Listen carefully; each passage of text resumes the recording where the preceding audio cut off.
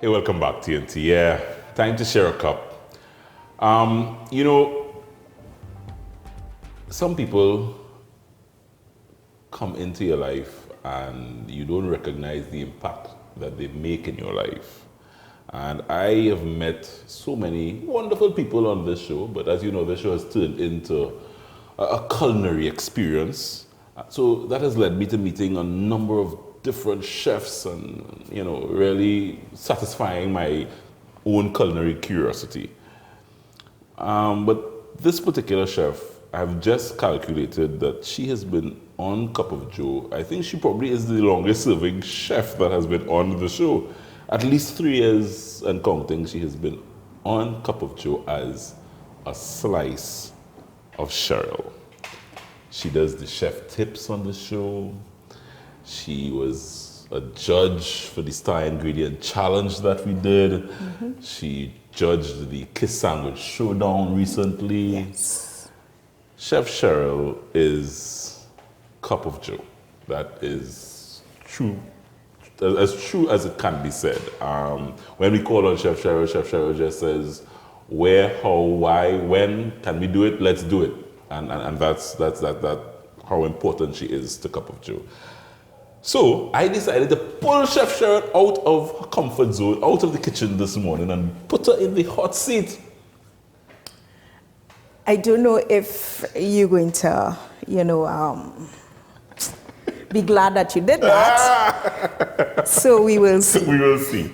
I just wanted TNT to, you have been seeing Chef Cheryl, you know, she's been providing such wonderful tips. Everywhere I go, Chef, people comment to me about the tips that you do every week on the show.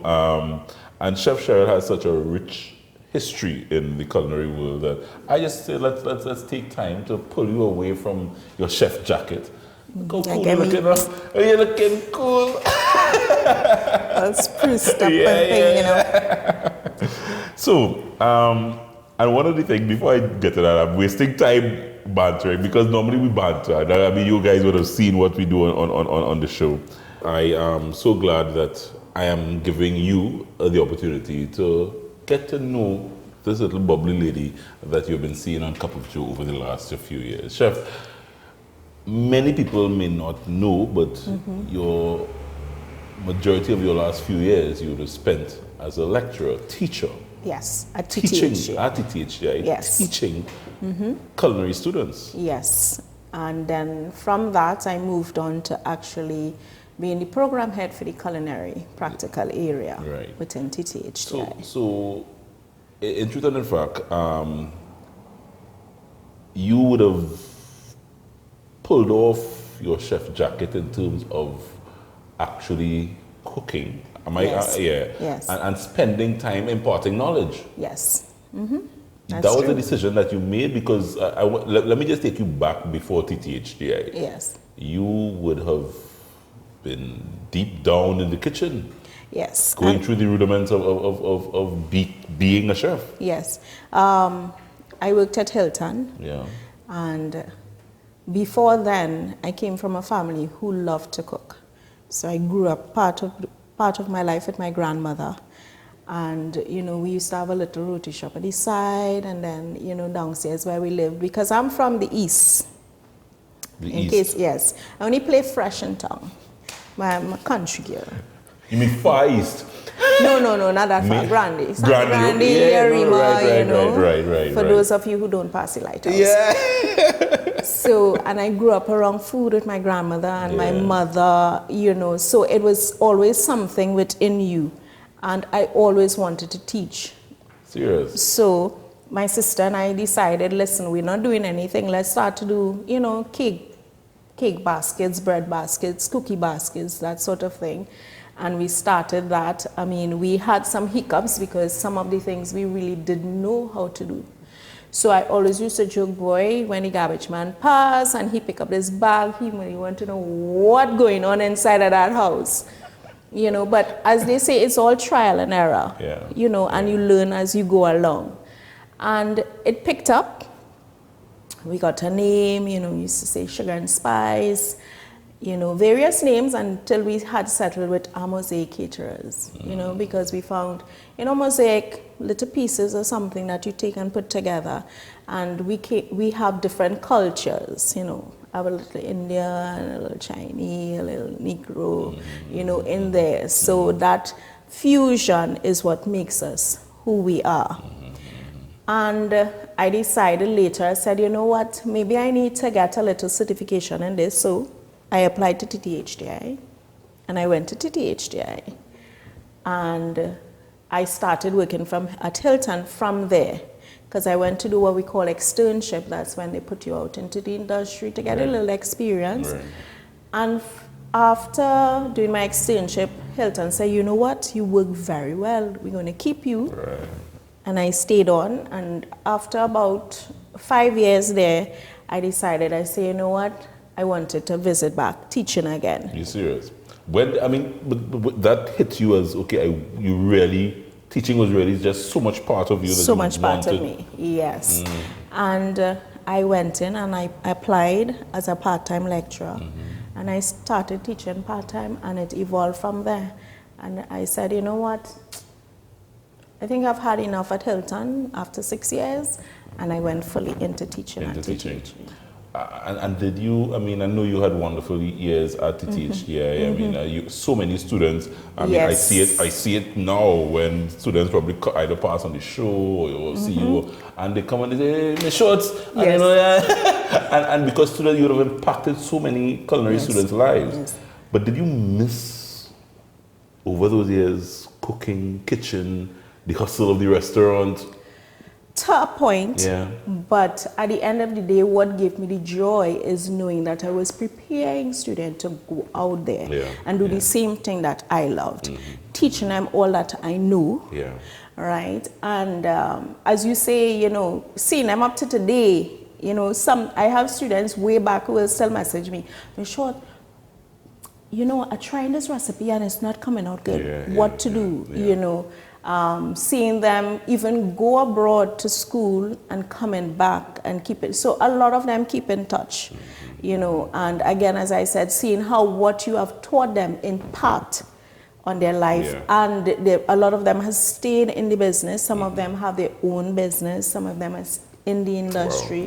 Wow. So that in itself is very fulfilling. It's been more than a decade, has it? It's been... Yes, it's been a long time. It's been a long time. I know you tried to get a whole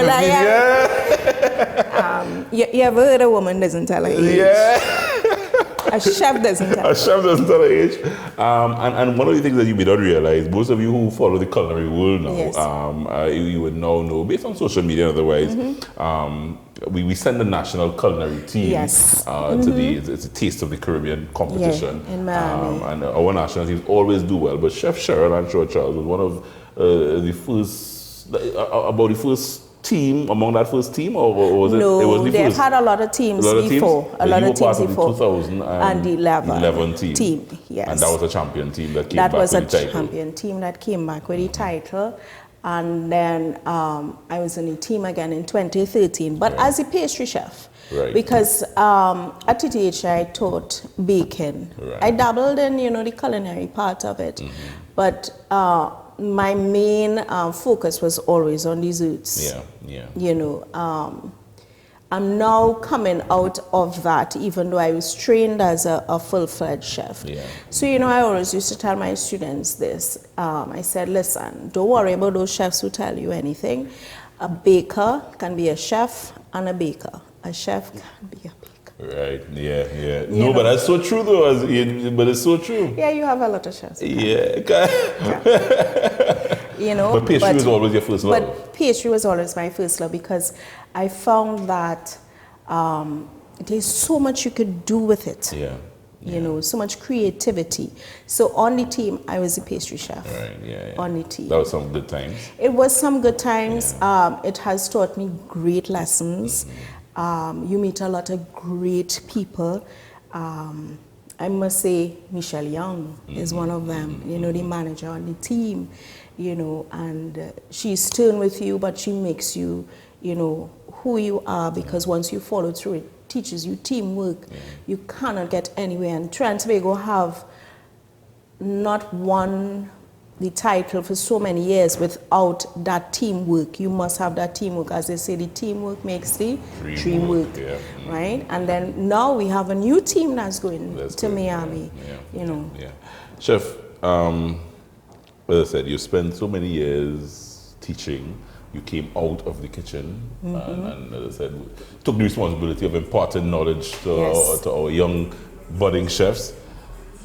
But in recent times, yes, you have joined us here at Aroma Culinary Studio, and you've been rolling out quite a few wonderful little signature events here at Aroma. Yes, it is a pleasure. And I think I remember talking to you and telling you that for me, it is not a job. Yeah.